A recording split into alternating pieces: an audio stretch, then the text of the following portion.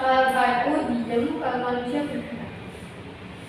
Oh gini, kalau batu itu sistemnya kayak dia itu benda padat, dia sama-sama benda padat. Jadi kalau batu itu hanya diam. Tapi kalau manusia pasti punya sistem gerak. Nah, materi kita hari ini adalah sistem gerak pada manusia.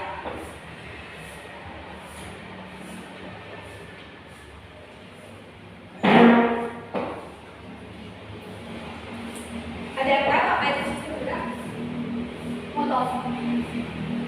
Ya, bisa. Sistem gerak juga bisa otot. Yang spesifik? Tidak tahu.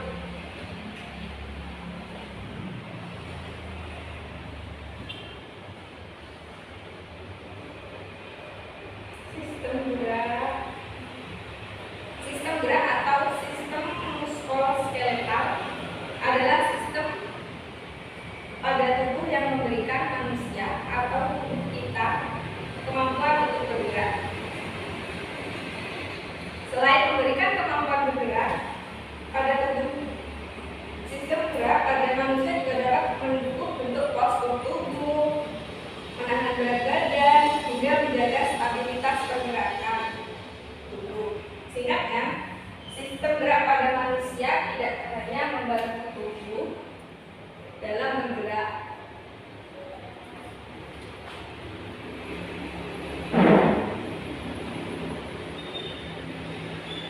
tapi juga mengontrol agar tubuh tidak melakukan pergerakan secara berlebihan. Oleh karena itu,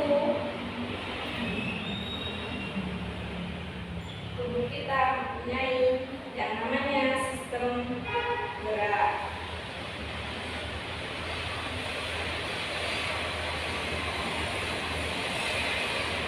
Sistem gerak pada manusia mencakup dua sistem, yaitu yang pertama sistem rangka atau tulang, dan yang kedua otot.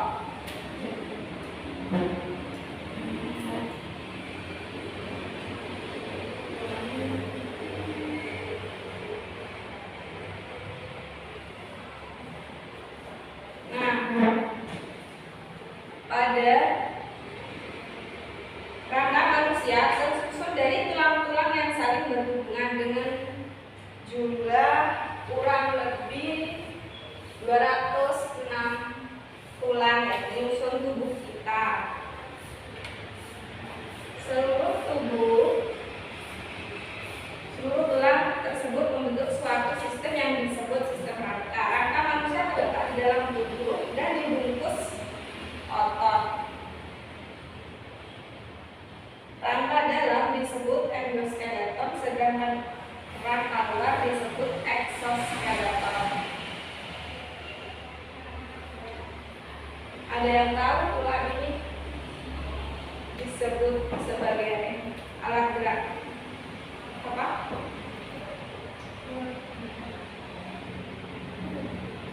Tulang disebut sebagai alat gerak pasif, sedangkan otot alat gerak aktif. Mengapa demikian? Ada yang tahu? Bukan. Sebagai alat gerak pasif tanpa bantuan otot, rangka atau tulang tidak dapat bergerak sendiri. Sedangkan otot bertindak sebagai alat gerak aktif karena menggerakkan rangka atau tulang.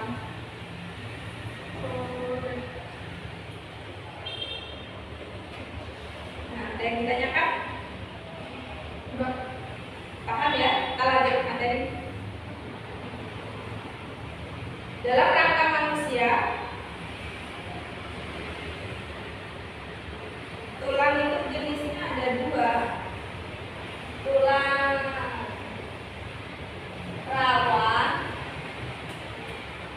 dan tulang sejati. Ada yang tahu apa itu tulang rawan? Tulang rawan itu tulang yang lunak dulu atau tulang yang Mengapa disebut tulang lunak?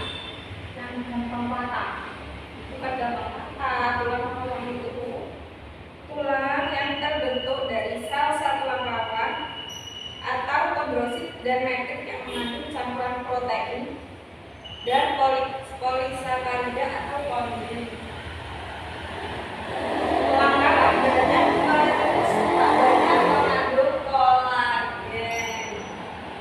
Sedangkan tulang sejati atau tulang keras bersifat kaku karena zat penyusunnya adalah zat kapur dan fosfor.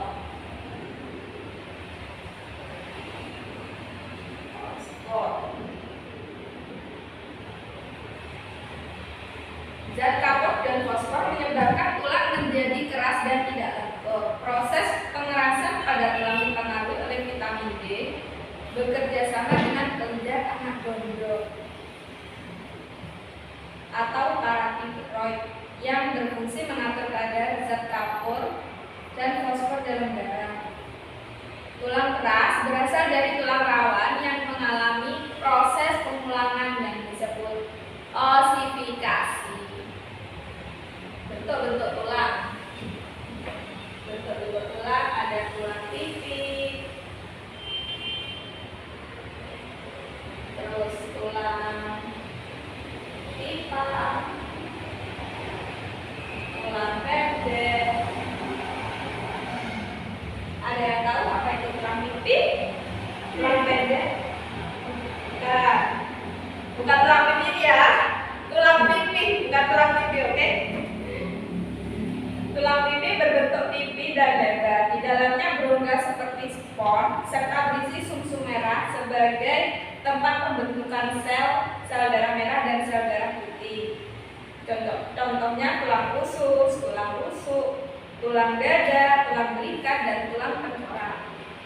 Kalau tulang pipa, bukan. Tulang pipa itu seperti namanya berongga, ada yang paling spidol, di dalamnya berongga.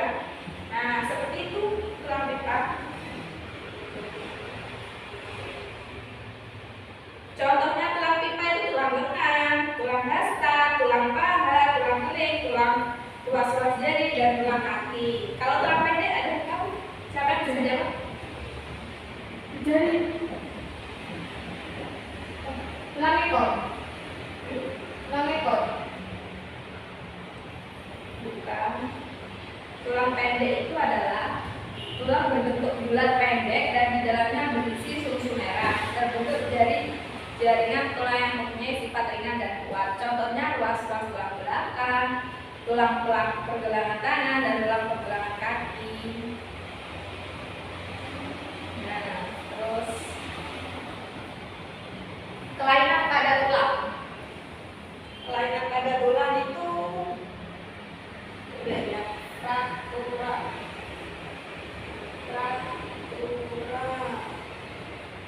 fisura, osteoporosis,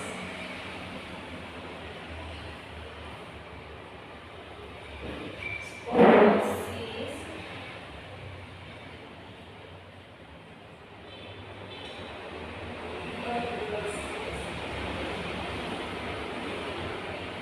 dan kifosis. Ada yang tahu kelainan pada tulang?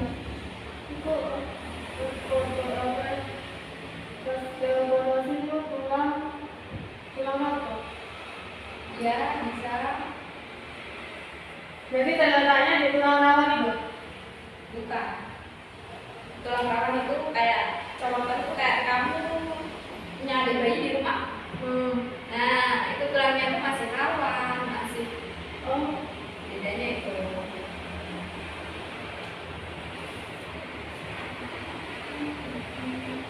Osteoporosis itu termasuk pemroposan tulang yang disebabkan kekurangan kalsium atau mineral.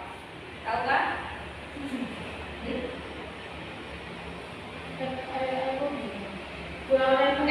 Kalsium. Kekurangan kalsium. Terus kalau fraktura itu sejenis patah tulang.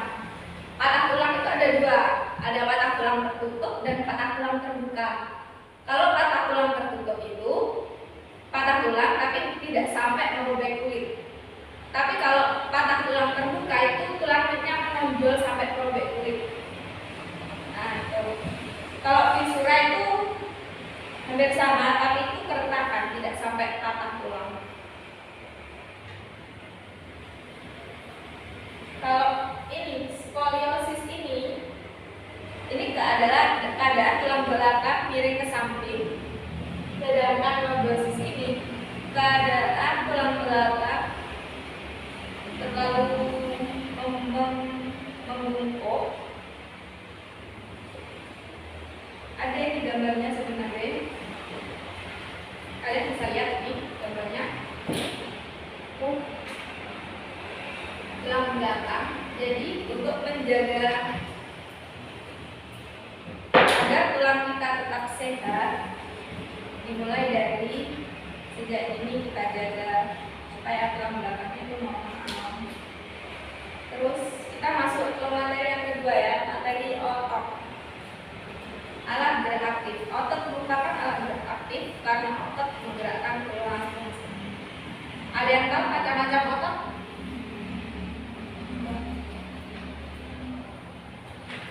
Macam-macam otot itu ada 3. Otot kolos, otot lurik, sama otot jantung.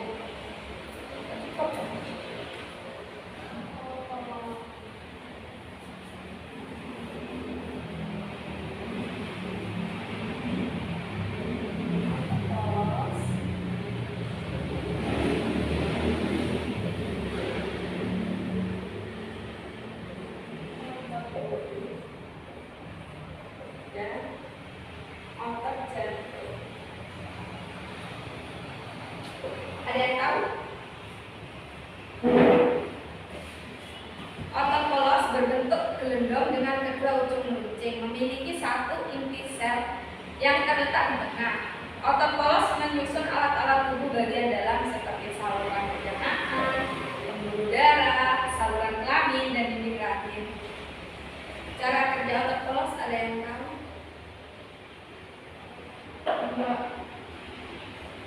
Cara kerja otot polos tidak dipengaruhi oleh kehendak kita sehingga sering disebut otot tak sadar.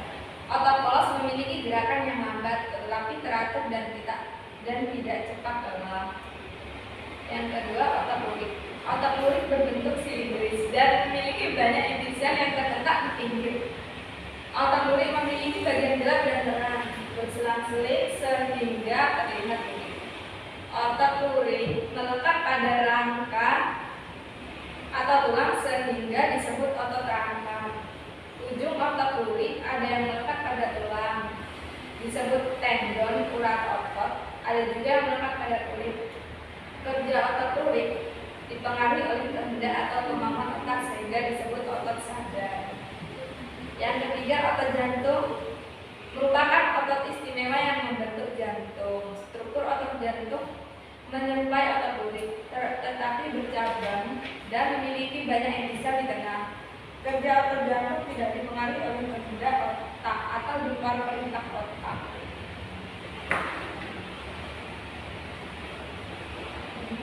Oke, ada yang mau bertanya?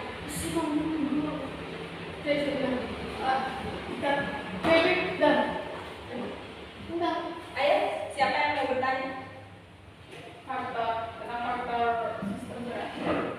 Faktor apa saja yang menyebabkan gangguan pada sistem gerak? Oke, pertanyaannya bagus.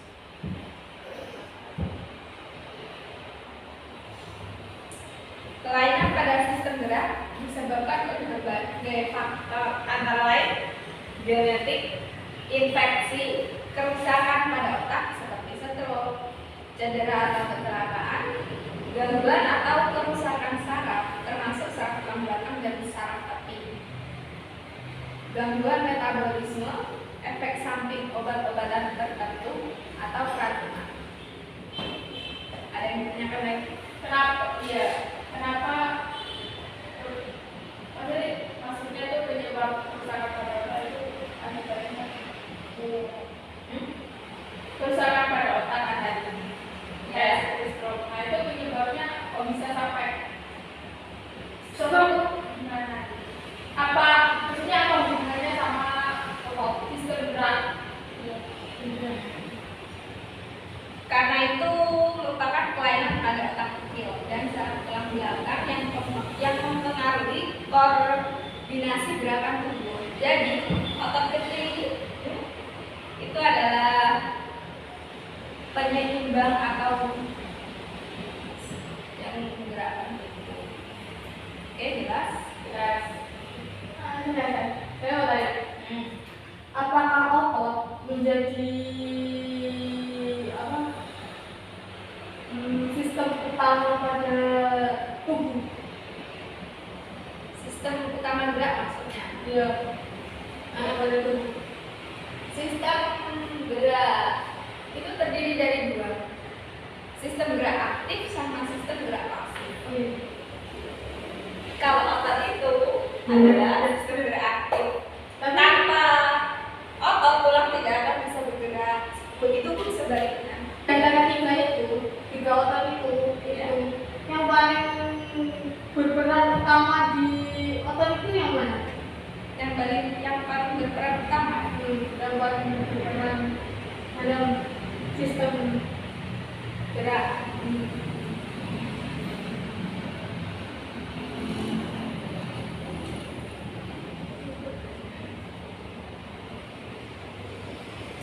Otot urin dan otot jantung.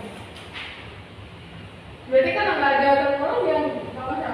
Soalnya otot polos itu secara tidak langsung itu disebut otot tak sadar, seperti denyut nadi. Terus Berarti kalau nggak ada otot polos kita meninggal. ya bukan maksudnya gini. Maksudnya gerakan yang secara tidak sadar dilakukan itu loh. Semisal apa otot urin. Otot urin itu kan otot sadar. Nah, kita menggerakkan tangan itu kan sadar. Ya.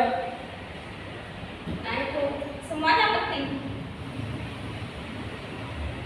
Semua otot itu penting, nggak ada yang nggak penting. Tapi kalau yang lebih ya semuanya juga sama.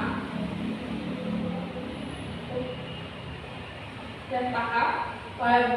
Oke, udah, tidak ada yang penting. Tidak ada.